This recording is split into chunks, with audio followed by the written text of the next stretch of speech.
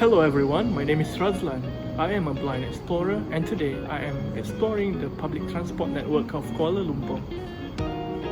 I love to explore the design of cities and objects.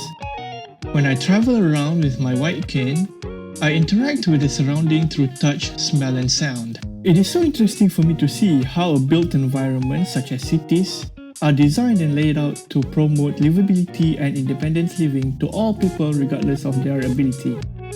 Universal design infrastructure coupled with access to information are crucial enablers for blind people like me to travel safely and independently.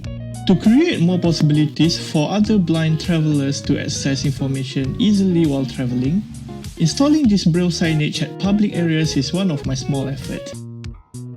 On the other side, I'm fascinated by how things and objects are designed and shaped. To some extent, I explore how they are made and assembled. While at home, I reverse engineer stuffs, do plumbing, assemble furniture, and I should mention that I build Lego sets too. I was selected to take part in Architecture Beyond Site workshop organised by the Bartlet School of Architecture, University College London, joined by the DisOrdinary Architecture Project.